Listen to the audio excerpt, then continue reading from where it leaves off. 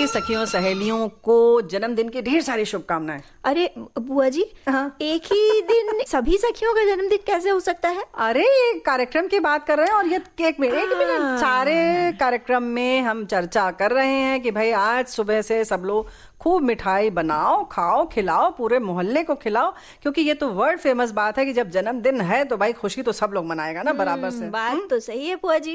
अब आप पूछेंगे तुम्हें कैसे नहीं पता? नहीं, हम बिल्कुल नहीं पूछेंगे, हमें पता है। तुम वैसे कंफ्यूज रहती हो, लेकिन खास मौका हो तो ये फ्यूज हो जाती है दोस्तों, तो इन्हें माफ कर देना। लेकिन कभी कभी ये जो बल्ब है ना, ये झलमलाहट के साथ फ्लिकर भी करता है। अच्छा, मतलब तारीफ उस पे भी। चलो बताओ फिर क्या। अभी आपने कहा ना कि जन्मदिन की बात हो रही है, मिठाई आपने सबसे बनाने के लिए कहा था। हमें कैसे नहीं पता, यानी कम्मों को कैसे नहीं पता? तो बुआ जी हम तो व्यस्त थे ना मिठाई बनाने में, इसीलिए इस तरफ ध्यान नहीं गया। भैया ऐसा है कि ये गाहे बगाहे ये बता देती हैं कि बहुत काम हम करते हैं। चलो ठीक है, थोड़ी बहुत तो मदद करोगी, अब तुम्हारी उम्र है, तुम जवान हो तो तुम ही ना करोगी, कौन करेगा ये बताओ हमें। देखिए, आपके लिए और सखियों के लिए जब सखी सहेली कार्यक्रम के जन्मदिन का मौका है तो मिठाई तो बनती है। और ये जो मिठाई है सिर्फ लड्डू ही नहीं है, बातों की भी मिठाई है। अपने श्रोताओं के लिए, अपनी सखियों के लिए कई सारी चीजों के रूप में भी हम मिठाई लेकर आए हैं। जो ये मिठाई है यानी कि झलकी है, हास्य नाटिका हम लेकर आए हैं।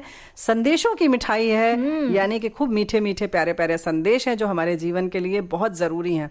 तो आज हम कुछ ऐसी ही चीजें अपने श्रोताओं को सुनवाएंगे, है ना? बिल्कुल। और ये तो वर्ल्ड फेमस बात है कि भाई सखी सहेली में मनोरंजन होगा, काम की बात होगी, ज्ञान की बात होगी, और बहुत सारी बातें जो हमारे दोस्त लिखकर भेजते हैं वो कम थोड़ी है। हाँ, देखो किसी ने क्या खूब लिखा है, पता है? बोलो बोलो, स्वागत है। हाँ, स्वागत है बुआ जी। तो भाई हमारे साथी ने लिखकर फेसबुक पर भेजा था, आज नहीं पहले भेजा था, कि विशेष 5 लाइन जो इससे पहले भी मैंने लिखी, आज फिर लिखने का मन कर रहा है।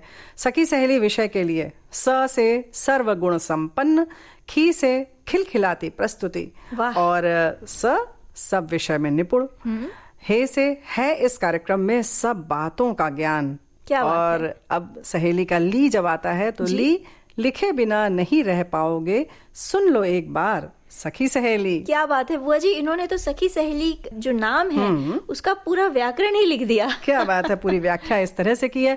तो ये जो हम बता रहे थे ना कि मिठाई तरह तरह की हम लेकर हाजिर हैं, तो हास्य नाटिका है और कुछ प्रेरणादायी व्यक्तित्व जिनकी हमने रिकॉर्डिंग सुनी थी जी, उनके कुछ अंश हमें कहीं ना कहीं मंगल कामना देते हैं, उनको भी सुनवाएंगे। और साथ ही साथ कुछ अलग अलग क्षेत्रों के जो व्यक्ति हैं उन्होंने खास तौर से हमें बधाई दी है। अब सखी सहेली का जन्मदिन है, ठीक है, मौका ऐसा है कि लड्डू बनाया है, चलो वही सही है, बाजार की मिठाई नहीं आ सकती, लेकिन वहीं पर लोगों को हम यहाँ पर ला नहीं सकते, लेकिन लोगों ने अपनी कामना जो है भेज दी है हमारे पास। तो खगोल वैज्ञानिक डॉक्टर अरविंद परांजपे जी की बात, वहीं अभिनेत्री अपराजिता भूषण ने संदेश भेजा है, वो सुनेंगे। लेकिन हम काम की बात कैसे छोड़ सकते हैं? कम्मो बिल्कुल नहीं छोड़ सकते बुआ जी, क्योंकि ये जो दौर चल रहा है इस समय हमारा जो मन है वो यहाँ वहाँ भटकता रहता है, तो इसको साधना बहुत जरूरी है। अब आप कहेंगे कम्मो तुम अपनी बात मत करो। नहीं, हम तो इसलिए कह रहे हैं कि कम्मो बहुरिया का मन तो हर समय भटकता रहता है, ये आजकल की बात नहीं है। हाँ, तो ठीक है, यहाँ पे एक तरह से आप है ना मनोचिकित्सक के रूप में मेरे मन को साधने के लिए। तो बुआ जी, डॉक्टर शीतल जो खुद एक मनोचिकित्सक हैं, वो हमें बता रही हैं, संदेश दे रही हैं कि ये जो परिस्थिति है इस समय, उसमें हम अपने आप को कैसे बचाए रखें। तो उन्हीं को सुनते हैं।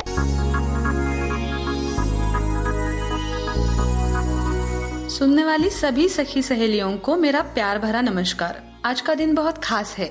सखी सहेली के इस वर्धापन दिन की आप सभी को बहुत बहुत शुभकामनाएं।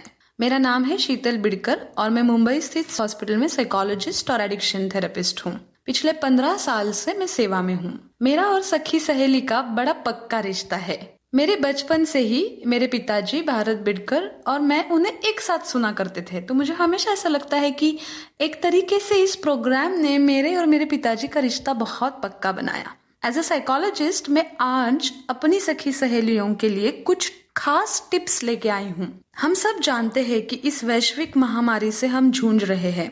ऐसे में अब हम हमारी शारीरिक हाइजीन का ख्याल रखना तो सीख गए हैं, बट अब हमें इमोशनल हाइजीन का ध्यान रखना होगा। तो चलिए जानते हैं पहली बात क्या है। रूटीन हमें सेफ फील कराता है।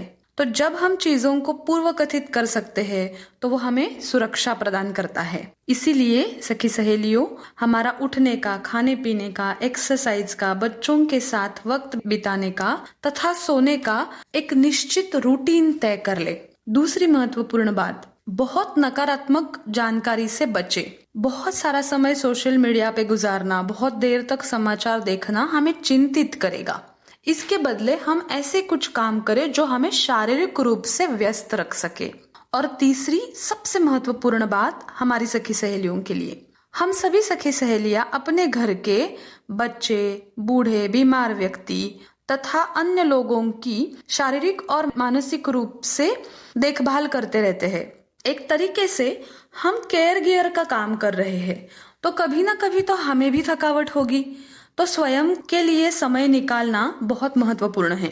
स्वास्थ्यपूर्ण मन के लिए अपनी बातें शेयर कीजिए। विचार तथा मन में सातत्यता होना बहुत महत्वपूर्ण है। अपना हेतु तथा वर्तन इसमें संगति रखे। जरूरत पड़ने पर मानसिक स्वास्थ्य हेतु भी मदद लीजिए। और जाते जाते हम सभी को ये बहुत अच्छी तरीके से याद रखना होगा कि ये दिन भी जाने वाले हैं। हमें यही याद रखना है। बहुत बहुत धन्यवाद। यही तो कह रहे थे हम कि भाई ये तो ज्ञान की बात है, जानकारी की बात है, अपने आप को संभालने की बात है। और ये समय ऐसा है कि इसमें थोड़ा सा संभल कर रहो तो बस मजा ही मजा है ना? बिल्कुल। और जब हम समय की बात करते हैं ना, तो कई बार हम सोचने लगते हैं कि ये समय कब बीतेगा, सितारे क्या कहते हैं, सितारों की चाल क्या कहती है, और वो गाना क्या गाते होंगे सितारे जब मिलते होंगे, है ना, जमीन पर आते होंगे। चलो सितारों की दुनिया में चलते हैं। कैसी लगी सितारों की दुनिया? जमीन पर आ गए सितारे, बोलो बोलो। सोचिए बुआ जी, जरा सोचिए, अगर सच में सितारे जमीन पर होते तो एक वहाँ चमक रहा होता, एक उस कोने चमक रहा होता। क्या नजारा होता। ये हमें सुचवाती बहुत है। एक तो खुद बहुत सोचती हैं और हमें भी इतना सुचवा करना, ये पूरा बाल सफेद कर देगी। कम्मो बहुरिया, थोड़ा सोचना कम करो। बेहतर है कि जिस सितारे से हमने बात की है, संदेश भेजा है जिन्होंने, उनकी ही बात सुन लेते हैं ना। चलिए। क्या चलिए? सुन लेते हैं। कौन बोल रहा है? किसकी बात सुन लेते हैं? बस चलिए, इनको तो बस मौका मिला और चलिए। अब आपने कहा तो हम चल दिए। नहीं, बताओ। हाँ, हम बात सुनेंगे अभिनेत्री अपराजिता भूषण जी की। हाँ, जिन्होंने रामायण धारावाहिक में मंदोदरी की भूमिका निभाई थी ना। और बुआ जी, ये प्रसिद्ध अभिनेता भारत भूषण जी की बेटी है। तो अपराजिता भूषण जी ने हमें संदेश भेजा है, सुनते हैं। देश की सुरीली धड़कन विविध भारती के जरिए सखी सहेली कार्यक्रम सुनने वाले दोस्तों को और श्रोताओं को अपराजिता भूषण का नमस्कार। सखी सहेली की सहेलियों में से एक मैं भी हूँ। हम सब के लिए तो आज का दिन बहुत ही खास है। हमारी सखी सहेली का जन्मदिन जो है, इस मौके पे मैं सभी को ढेर सारी बधाइयाँ और शुभकामनाएं देती हूँ। सखी सहेली से हमारा भरपूर मनोरंजन होता है।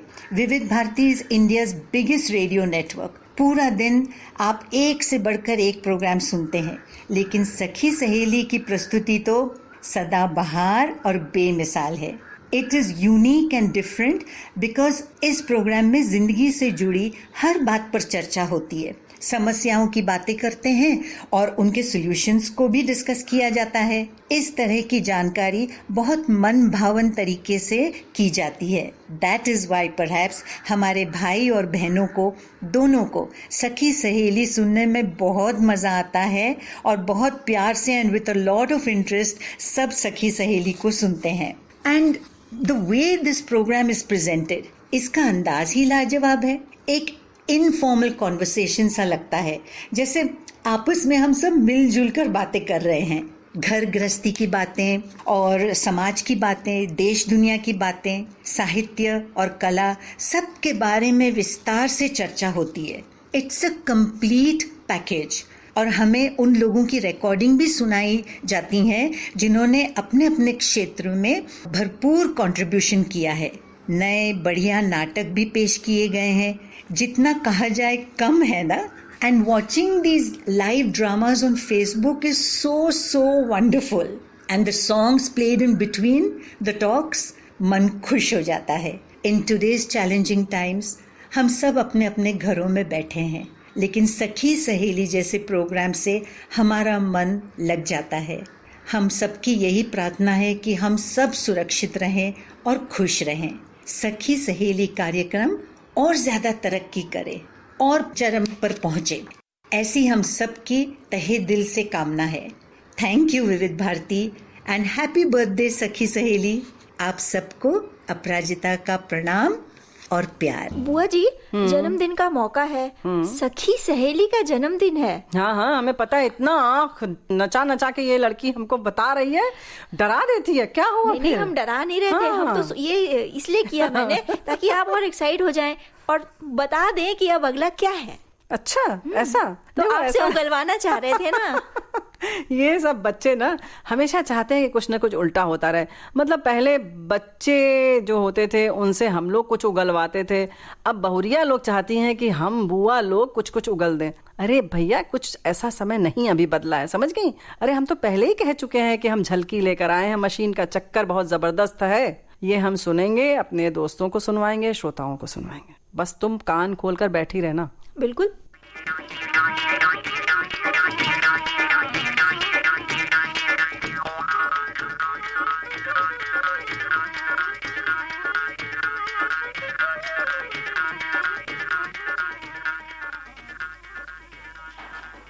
कहाँ चली गई?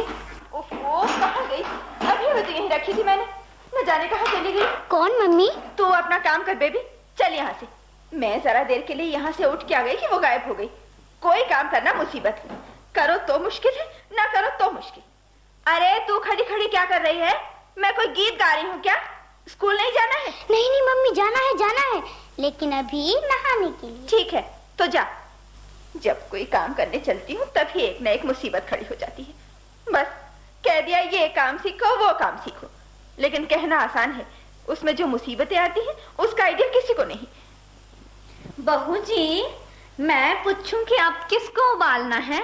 आलू तो उबल गए। मुझको उबाल दे, मुझको। तुझे भी इसी समय आना था। मैं तो वैसे ही परेशान हूँ और तू दूसरी ही प्रॉब्लम लिए चली आ रही। जा, कुछ भी उबाल ले। मैं पूछूं बहू जी, क्या हो गया? कुछ देख मोहिनी, मेरा सर मत खा, जाकर रसोई में अपना काम कर। मेरी लक में तो ट्रबल है। लेकिन हमारा आदमी बोले है बहू जी कि टेरीबुल तो बहुत महंगा आवे है। आप कितने रुपए गज लाई हैं? ओफो, जब नहीं समझती तो क्यों बोलती है? टेरीबुल नहीं, ट्रबल, ट्रबल, मुसीबत। जा अपना काम कर। अच्छा, मैं चली। ओहो, इसमें भी नहीं है। कहाँ चली गई? किस बुरी घड़ी में लेकर बैठी थी। ठीक है, ना मिल, आज मैं तेरा पता लगा कर ही रहूंगी। अरे ये सब क्या हो रहा है? कुछ नहीं, लाल बार कहा कि मेरे बीच में मत बोला करो। मैंने कहा दिमाग तो खराब नहीं हो गया है, होश तो ठिकाने है। अरे आप कब आए? मैंने देखा ही नहीं। ये तूफान क्यों आया हुआ है? पागलों की तरह तुम ये कपड़े इधर उधर क्यों फेंक रही हो? आपने कहा कि फटे कपड़े घर पर ही सी लिया करो, पैसे बचेंगे। यही सोचकर मैंने 2 दर्जन सुइयां भी मंगा ली। कल से 3 खो चुकी हैं, एक आज लेकर बैठी थी, जरा देर के लिए उठी यहाँ से, वो भी गायब हो गई। ओहो, तो बंदरों की तरह कपड़े उछालने से तुम्हारी सुई मिल जाएगी। तो और क्या करूं? आपसे इतनी बार कहा है कि हाथ से सीने वाली मशीन ला दीजिए, लेकिन आप सुनते ही नहीं। दूसरे की तकलीफ से आपको क्या मतलब? मशीन कोई तुम्हारी बातों से तो आने ही जाएगी देवी जी, उसके लिए तो पैसा चाहिए, पैसा। हाँ, अब क्या है साहब, देखो जब मिल जाए। मशीन आने से देखिए कितना आराम हो जाएगा। सभी कपड़े घर पर ही सी जाया करेंगे और फिर सुइयों के खोने का भी डर नहीं रहेगा। बोलिए, कब लाएंगे मशीन? देखो भाई, मैं तारीख तो नहीं बता सकता, मगर वादा करता हूँ कि ला जरूर दूंगा। अरे ये क्या करी बेबी? अरे अभी तो मैं जिंदा बैठा हूँ। डैडी नहाने के बाद फ्रॉक पहनी। हाँ। देखिए सुई घुस गई। अरे सुई? देखो तो। ये रही। नहीं, घबराने की कोई बात नहीं है बेबी, ये घुसी नहीं, चुभी है। चल भाग जा। मैं तो इतनी जोर से, और आपके लिए? क्यों भाई, तुम तो कह रहे थे कि तुमने सुई यहाँ रखी थी, और ये उसकी फ्रॉक में कैसे निकली है?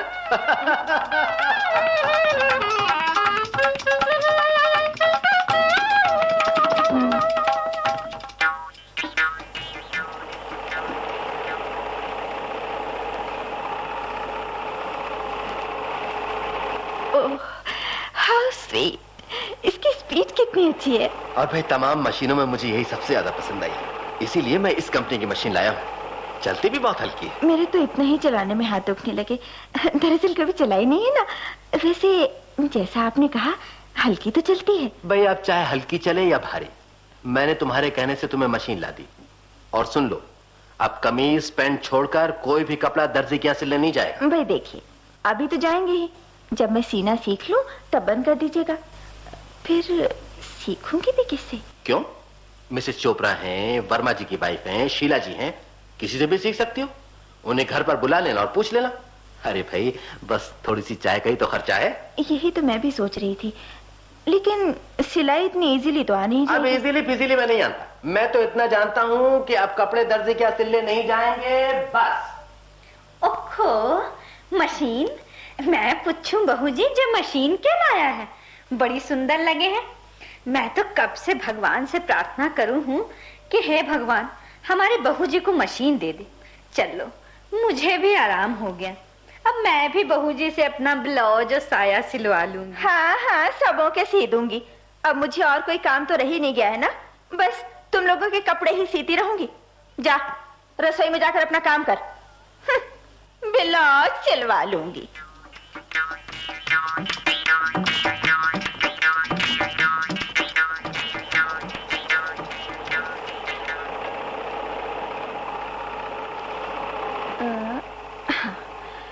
ये तो हो गया, अब कैसे काटूं? मैं बताऊं बहू जी? तू क्या बताएगी?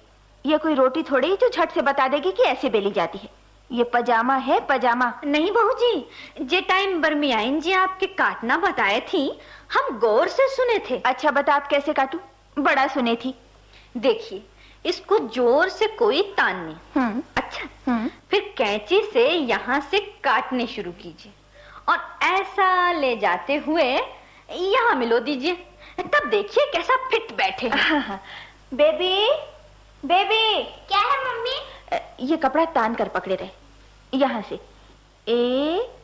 ऐसे। अच्छा मम्मी। अरे रे, इतना तान मत, रस्सा कशी मत कर इसके साथ, धीरे करना थोड़ा सा। हाँ अब ठीक है, फिर मत खींचना। अच्छा, मैं काटती हूँ। काटिए। ये क्या है मम्मी? ये कैसा हो गया? ये तो तिरछा हो गया। ये पैजामा है भला? मैं तुझसे तब से कह रही थी कि ठीक से पकड़, लेकिन तुझसे तो एक सा बैठा ही नहीं जाता। अब क्या करूं? एक काम हो सके है बहू जी, सिलते वक्त बड़े में भाग को पिच्छू की ओर दबा दीजिए। हाँ हाँ, ये बात तूने ठीक बताई, सिलाई में दबा देती हूँ।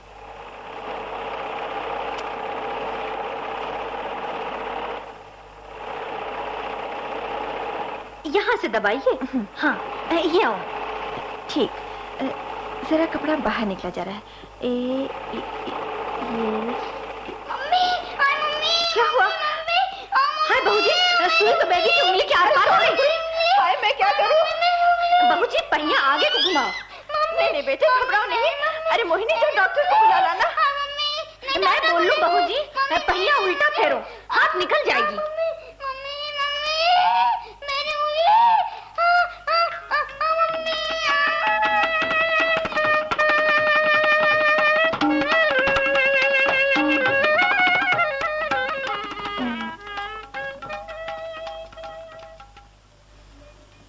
इससे नहीं मोहिनी, साग से खिला। आज तूने साग में नमक बहुत कम डाला है। हाँ बहू जी, मैंने जान के कम छोड़ा, रोज रोज ज्यादा हो जावे है। मुझे भी खिला मोहिनी, तब से बातें किए जा रही है। खिलाती हूँ बेबी, खिलाती हूँ, बारी बारी से कौर दूंगी।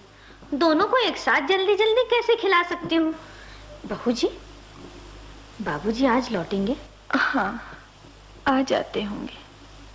1 महीना तो हो गया होगा बाबूजी को गए। हाँ, 1 महीने से तो ऊपर हो गया। अरे राम, मोहिनी जरा मेरा हाथ इस पट्टी में लटका दे तो। अच्छा अच्छा बाबूजी। बेबी, बेबी, दरवाजा खोल बेबी। आती हूँ।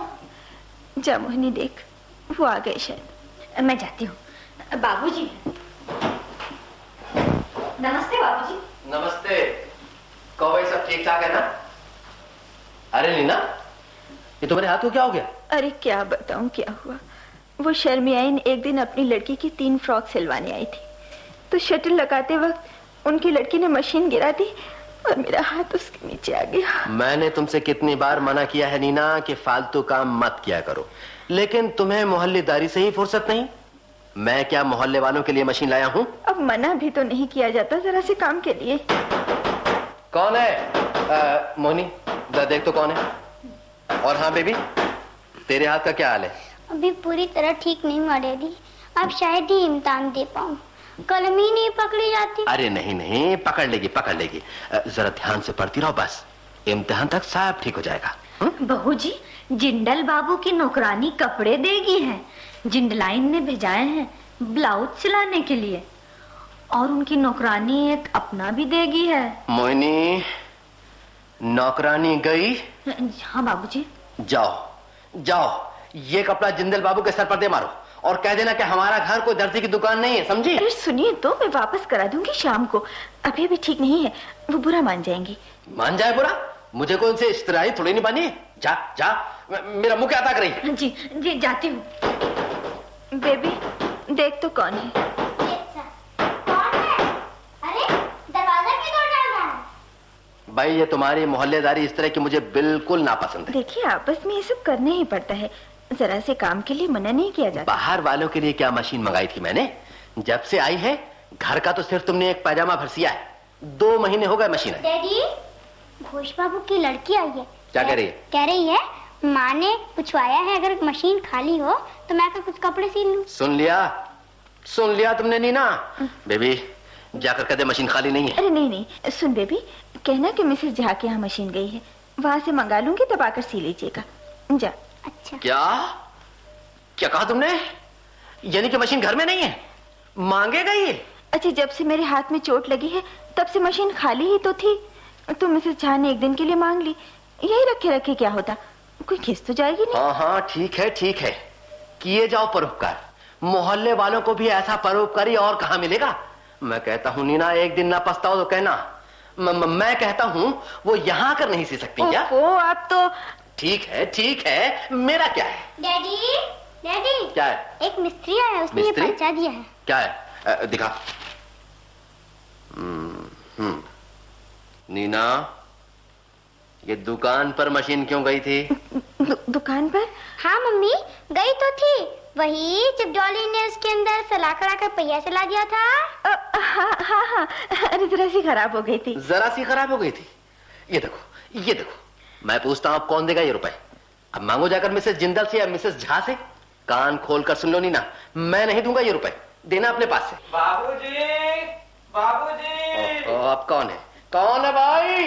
मैं झा साहब के यहाँ से आया हूँ, मशीन लाया हूँ। चले आओ अंदर। अच्छा, कहाँ रख दूं बाबूजी? यही मेज पे रख दे।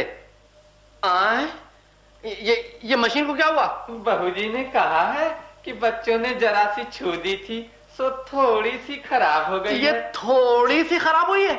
क्या हुआ है हमारा सर, और क्या। देखो अपनी मोहल्लेदारी, पीछे का पहिया अलग, आगे की रॉड के 2 टुकड़े, बीच से बॉडी क्रैक, और उन लोगों के लिए यानी कि जरा सी खराब हुई है। और भेजो 2-1 जनों के यहाँ, जो थोड़ी बहुत साबुत बची है ना, वो भी किनारे लग जाए। ये तो इतनी टूट गई, मुझे क्या मालूम था। ठीक है, अब तो मालूम पड़ गया तुम्हें। तुम कहाँ किसके जा रहे हो? उठाओ ये मशीन, चलो मेरे साथ। कहाँ बाबू? जहाँ मैं कहूँ वहाँ। कहाँ जा रहे हैं? सुनिए तो, उनके घर मत जाइएगा। तुम चुप रहो जी, ना होगी खैरात और ना बटेगी। मशीन वाले के यहाँ जा रहा हूँ, कम से कम आधे रुपए तो इसके अब मिल ही जाएंगे ना। भगवान बचाए मशीन के चक्कर से।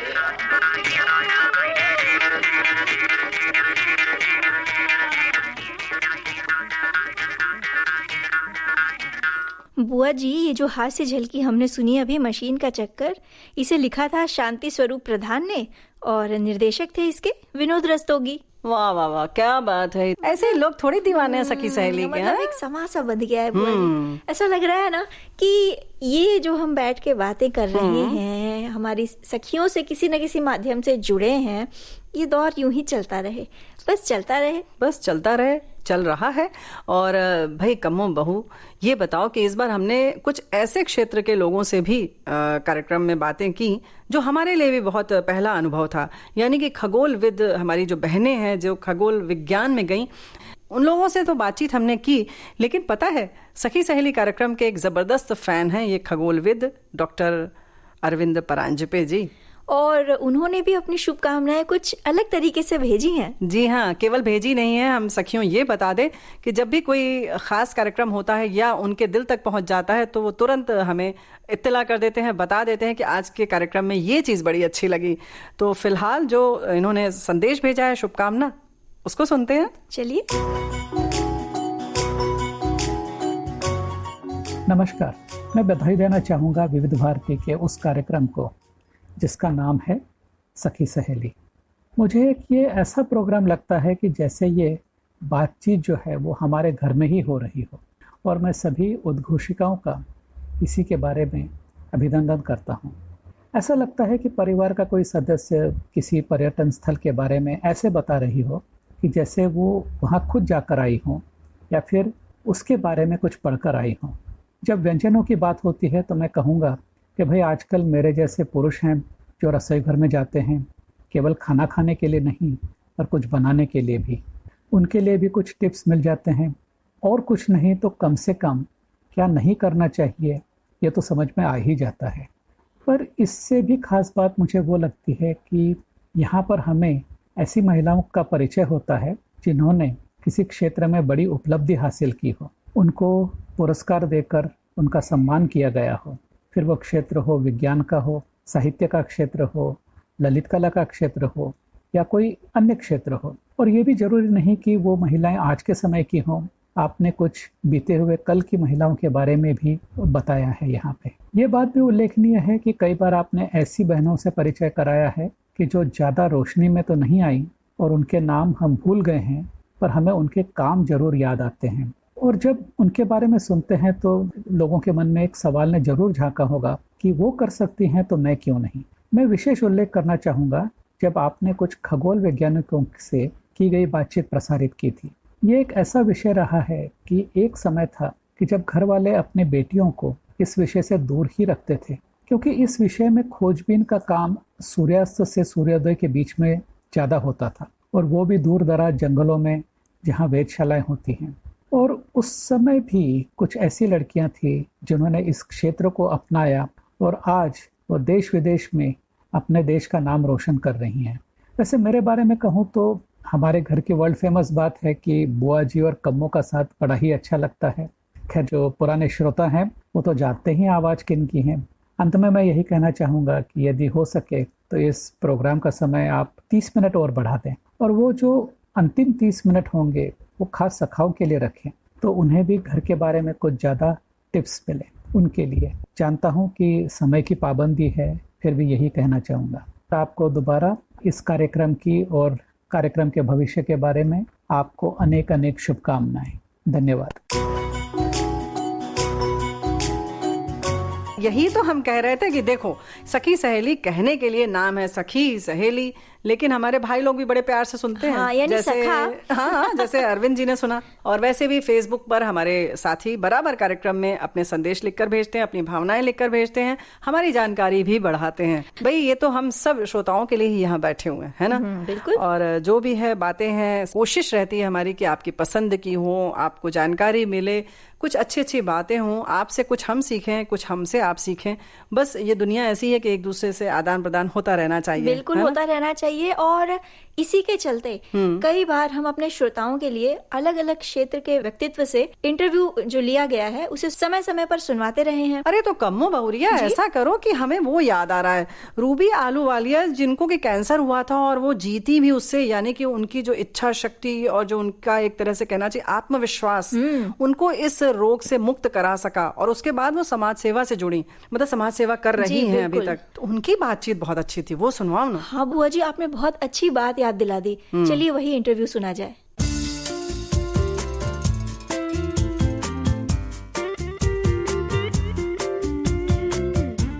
एक चीज जो हम लोग अक्सर जाने अनजाने में कर जाते हैं कि हम अपनी फीलिंग्स अपने इमोशंस को बहुत अंदर दबा के रखते हैं और अक्सर एक नेगेटिव स्टेट ऑफ माइंड में रह जाते हैं इस वजह से। तो अगर आप आजकल देखेंगे तो हमारी जो जिंदगी है काफी कुछ गुस्से, एंजाइटी, परेशानी, दुख, इन इमोशंस के इर्द गिर्द बहुत घूमती रहती है और हमारा समय जो है, मतलब मेंटल टाइम की बात करें, इसके अंदर बहुत जाता है। तो बैठे कहीं हैं, सोच लगातार इसी चीज के रहे। जब हम इस तरह की नेगेटिव थॉट्स में रहते हैं, उसका बहुत बहुत सब्सटैंशियल इफेक्ट हमारी पूरी शरीर के ऊपर पड़ता है। तो जब हम इस मेंटल स्टेट में रहते हैं तो एक्चुअली शरीर के ऑर्गन्स की फंक्शनिंग ठीक से हो ही नहीं होती है, ग्रोथ हार्मोन्स रिलीज ही नहीं हो रहा, इम्यूनिटी बिल्डअप ही नहीं हो रही होती है। तो वो बड़ा अच्छा समय रहता है कोई भी बीमारी आने के लिए, हाइपरटेंशन हो, आर्थराइटिस हो, डायबिटीज हो and may be cancer also. तो अपने जो इमोशंस हैं, फीलिंग्स हैं, उनको पहली बात सकारात्मक तरीके से व्यक्त करना जरूरी है। मतलब एक तो ये हुआ कि मुझे गुस्सा आया किसी के ऊपर और मैं उठी और मैंने किसी की पिटाई कर दी, एक तो ये तरीका है जो नकारात्मक है, क्योंकि फिर वो आगे से उस आदमी का रिएक्शन भी होगा। लेकिन दूसरा तरीका है, चाहे वो दौड़ने का है, भागने का है, कुछ खेलने का है, गाने का है, बजाने का है, जो भी है, उसमें अपने आप को व्यक्त करना। तो दैट इज वेरी इंपॉर्टेंट। जिन लोगों को योग का सही मतलब समझ में आता है और योग अपने संपूर्णता में समझ आता है, तो योग की ट्रेनिंग, योग की प्रैक्टिस बहुत काम आती है। ध्यान में बैठना, मेडिटेशन में बैठना बहुत काम आता है। अपने आप से जुड़ना बहुत जरूरी है। आजकल क्या है ना, सारा ध्यान बाहर की तरफ है। मतलब हमारे हाथ के ऊपर एक चींटी अगर चल रही है तो महसूस हो रही है और उसी स्किन के अंदर इतना सारा खून बह रहा है, हमें महसूस नहीं हो रहा है। बट ये जो आजकल बीमारी इतनी ज्यादा है ना किसी फॉर्म में, उसके 3 रीजंस हैं वैसे तो। एक तो हमारा खाना पीना ठीक नहीं है, हम खाते पीते ठीक नहीं है, तो ज्यादातर खाना जो हम खा रहे हैं वो पच नहीं रहा है, वो सड़ रहा है अंदर हमारे, और उसकी वजह से टॉक्सिसिटी क्रिएट हो रही है, जिसके ऊपर बीमारियां पलती हैं। दूसरा, हमारा सांस लेने का तरीका ठीक नहीं है, सांस के ऊपर ध्यान ही नहीं है, तो ऑक्सीजन लेवल्स की शरीर में कमी, तो उसकी वजह से टॉक्सिसिटी बढ़ रही है। और तीसरा, हमारे स्ट्रेस लेवल, जो हमें पता भी नहीं है कि हमने कितने क्रिएट कर रखे हैं। तो इन तीनों चीजों को अगर हम संभाले रहे, मतलब बाहर के बारे में तो सब कुछ जाना है, लेकिन मेरी लाइफ में क्या हो रहा है, मेरे अंदर क्या होता है, उसके लिए टाइम नहीं दे पा रहे हैं। तो उसके लिए अगर हम टाइम देंगे तो हमारी जिंदगी ज्यादा सुरुचिपूर्ण और ज्यादा संपूर्णता से जी पाएंगे। भाई यही तो हम कह रहे थे, बिल्कुल यही वाली बातचीत। देखो कितनी बढ़िया बात बताई ना रूबी आलूवालिया ने, है ना जी बुआ जी। तो देखो कैसे जिंदगी से जुड़ी हुई बातें हैं जो अब हमें अपनानी चाहिए रोजमर्रा की जिंदगी में। अगर हम अपना लें तो बाकी ये दुख सुख है या जो भी सोच है हमारी बदल जाएगी, हमारा नजरिया बदल जाता है बिल्कुल। और कुछ ऐसा ही नजरिया लेकर एक और व्यक्तित्व है। हाँ, ये तो वर्ड फेमस है कि सुधा मूर्ति जी का नाम कौन नहीं जानता भाई। इंजीनियर महिला हमारी बहन ऐसी, और उसके साथ साथ और बड़ी मजेदार बात है। क्या हुआ जी? इन्हें फिल्मी गाने बहुत पसंद है। हाँ। बातों से ऐसा बिल्कुल नहीं लगता, लेकिन वहीं हम अपने दोस्तों को बता दें, और कम्मो बहुरिया तुम तो जानती हो कि जब हमने बातचीत की तो कितने प्यार से, कितनी विनम्रता, कितना सरल व्यक्तित्व है इनका कि हम बहुत प्रभावित हो गए। वैसे तो हम सिर्फ उन्हें पढ़ते थे या उनके बारे में हमने कहीं से सुन लिया था, लेकिन जब सीधे बातचीत की तो लगा इतना सरल और सहज कैसे कोई हो सकता है। बिल्कुल। तो बुआ जी क्यों ना उनकी बातचीत सुने? हाँ बिल्कुल सुने।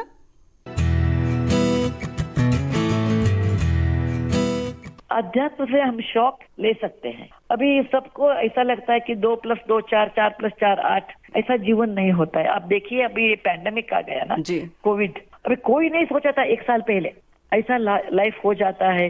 घर में बैठना होता है, बाहर नहीं जाते हैं, जॉब्स जाते हैं, इकोनॉमी फेल होता है, लाइफ में अनएक्सपेक्टेड थिंग्स आ जाते हैं जी। उस समय हमारा सब प्लान उल्टा पलटा हो जाता है। इसीलिए अध्यात्म है तो वो शौक, हम अध्यात्म है लेकिन शौक एब्जॉर्बर, हम हमारे काम किया, वो ज्यादा होता है वो भगवान की इच्छा। अच्छा। ऐसा किया तो मन में शांति होता है। इसीलिए मुझे लगता है अध्यात्म का झलक सबको होना चाहिए। लाइफ में बहुत अनएक्सपेक्टेड थिंग्स होते हैं। शायद आपकी माँ या नानी कहती थी कि save money for rainy days, rainy हमारी माँ बोलती थी। मेरे शादी हुआ उस समय हम ससुराल जा रहे थे, हमारे अम्मा ने अंदर बुला के बोल दिया, देखो बेटा आप एडजस्ट सबसे होती है मुझे मालूम है, लेकिन एक बात बताती हूँ कि आप हस्बैंड के पति के बिना नॉलेज जरा पैसा सेव करना। अच्छा। ओके, क्योंकि ये पैसा होता है ना आपात धन। कभी बहुत मुश्किल टाइम होता है ना, उस टाइम में ही आप यूज करना। ज्वेलरी के लिए, साड़ी के लिए, ऐश आरामी के लिए नहीं करना जी। और आपके सैलरी में जरा पैसा, उनके सैलरी में जरा पैसा आप निकाल के एक अकाउंट में, डब्बा में, किधर भी रखिए। ये आपात धन होता है जीवन में। और ये आपात धन कभी यूज करना या आपको आपके हिसाब से आप सोच के करना। मैं नहीं बोलती हूँ, शायद चिल्ड्रन का एडमिशन टाइम होगा, शायद बीमारी आएगा, वो आपके that is your discrimination power, she told me. क्या बात। ऐसे हमने 10,250 रुपया सेव किया था उस जमाने में, 78 साल में, 78-79 में। जी जी। और एक बार नारायण मूर्ति घर आ गए और बताया कि हम खुद का कंपनी खोलते हैं, इंडिया में सॉफ्टवेयर रेवोल्यूशन आ गया है। आपको हिस्ट्री बहुत अच्छा मालूम है, कभी मशीनरी का रेवोल्यूशन था, इंडस्ट्रियल रेवोल्यूशन। उस समय हम भारत देश वासी गुलाम थे ब्रिटिशर को, उसका फायदा हमको नहीं हुआ, ब्रिटिशर को हुआ। अभी एक मौका हमारे देश को आ रहा है, वो है सॉफ्टवेयर रेवोल्यूशन। और मैं एक खुद का कंपनी बनाने का लिए सोच रहा हूँ, मुझे मदद चाहिए। और मैंने सोचा कि मेरे पति क्या पूछ रहे हैं, अयाश के लिए नहीं, साड़ी के लिए नहीं, कुछ के लिए नहीं, वो एक कंपनी के लिए पूछ रहे हैं। अच्छा। और हमने उनको 10,000 रुपया दिया उस समय। ये दिया है 1981 में दिया। मैं बोलती हूँ कपड़े 2 दिन पहनने के बाद वो पुराना हो जाता है जी। तो ये पैसे हम रखना चाहिए मुश्किल टाइम के लिए। कोई मदद नहीं कर सकता है उस समय, ये पैसे निकलना। डॉक्टर सुधा मूर्ति, इन्फोसिस संस्थान की संस्थापिका सुधा मूर्ति वैसे लेखिका बहुत अच्छी हैं, बहुआयामी व्यक्तित्व है इनका। मतलब इनको तो जितना भी सुना जा कम है, लेकिन कमो बहु याद है ना, जब हम लोग रिकॉर्डिंग कर रहे थे तो किस तरह से, कितने प्यार से इन्होंने बात की, जैसे लगा कि हम सदियों से जानते हैं। हाँ, कितनी आत्मीयता थी उनके बातों में। जी। तो व्यक्तित्व कुछ ऐसा ही होता है बहुत सारे लोगों का, और हम सिर्फ इसलिए आप सबको सुनवाते हैं, साझा करते हैं, ताकि कहीं ना कहीं हम कुछ इनसे सीख सकें या अपने बच्चों में ऐसे कुछ संस्कार दे सकें। बिल्कुल बुआ जी, सखी सहेली का जो ये मंच है, यूं ही कुछ न कुछ नया अपने सखियों के लिए, अपने श्रोताओं के लिए हम ऐसे ही लाते रहेंगे। भाई हमने तो पहले से ये ठान रखा था और कोशिश भी करते रहे कम्मो बहुरिया ना और श्रोताओं की, हम ये जो सखी सहेली की जो नाव है ना, ऐसे ही आगे चलती रहेगी, बागडोर संभाल ली थी। लेकिन अब ये भाई नई पीढ़ी, कम्मो बहुरिया ने जब वादा कर दिया कि भाई हम इसको ऐसे ही चलने देंगे, तो भाई हम तो निश्चिंत हो गए। बिल्कुल। हाँ बुआ जी, ये जो सखी सहेली की नाव है, ये यूं ही चलती रहेगी, आगे बढ़ती रहेगी। और मेरे साथ साथ और भी कई लोग हैं, जैसे अनुश्री पाठक जी हैं। सारी बागडोर तो उन्हीं के हाथ में है। बिल्कुल, बहुत अच्छे से संभालती हैं, बड़े प्यारे प्यारे गीत चुनकर लाती हैं और बहुत सारे सुझाव आपके होते हैं, तो उन्हें भी हम ढेर सारा धन्यवाद देते हैं। और इसके साथ साथ जो हमारी और भी संचालिका बहनें हैं, उन सब की वजह से हम आज यहाँ पहुंचे हैं, जिन्होंने नींव रखी और जिन्होंने आगे तक इसको बढ़ाया और जो समय समय पर इस कार्यक्रम का हिस्सा बनी, उन सभी को हम शुभकामनाओं के साथ साथ धन्यवाद भी देते हैं। बिल्कुल, बहुत बहुत आभार। अरे प्यारी बुआ जी, हमारी सभी सखियां और जो श्रोता है ना, सखी सहेली को जन्मदिन की बधाई और शुभकामनाएं दे रहे हैं, तो सभी को धन्यवाद दे दे बुआ जी। यही तो हम कह रहे थे। अब कार्यक्रम के बाद लड्डू खाएंगे फिर से एक बार। बुआ जी, आपको भी लड्डू खाने थे? मैं तो जितने लाई थी वो बात करते करते मैं ही खा गई। अरे ये लड़की ना जब आई थी, ने इनका परछन किया दरवाजे पर, तो एकदम सीख सलाई जैसी थी। श्रोताओं हम क्या बताएं, आज ये हाल है कि लगता है एक लड्डू इस गाल में और एक लड्डू उस गाल में, दाएं बाएं दोनों तरफ दबाए बैठी हैं। हाँ, तो समय के साथ सबको बदलना पड़ता है ना बुआ जी। तो बस गोल होती रहोगी है। हाँ, लेकिन भाई ये तो वर्ड फेमस है कि भाई हमारे पास जो रहेगा वो ऐसे ही स्वस्थ, प्रसन्न, गोल मटोल रहेगा। यही तो हम कह रहे थे। अच्छा, तो भाई सब लोग खुश रहें, मस्त रहें, प्रसन्न रहें और जल्दी से एक तरह से यूं कहें कि फिर से खुशहाली लौट आए। बिल्कुल बिल्कुल, खुशहाली लौटे और स्वच्छंद रूप से हम फिर एक दूसरे से मिलें। मिलें और फिर बाजार का खाना खाएं। लेकिन जो हमने इस समय सबक लिया है इस दौरान, उन सब को ख्याल में रखें, प्रकृति के नजदीक रहें और कोशिश करें कि साफ सफाई का पूरी तरह से ख्याल रखें। लेकिन फिलहाल भी जो दौर चल रहा है उसमें मास्क लगाएं। साथ ही साथ बुआ जी अपने हाथों को बार बार सैनिटाइज करते रहें या फिर साबुन और पानी से धोते रहें।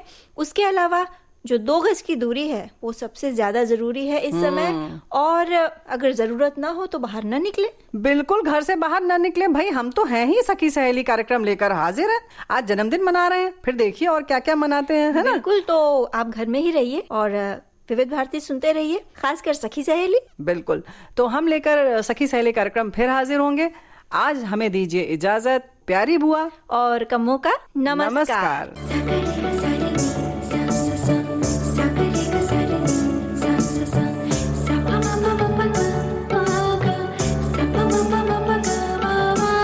सखी सहेली।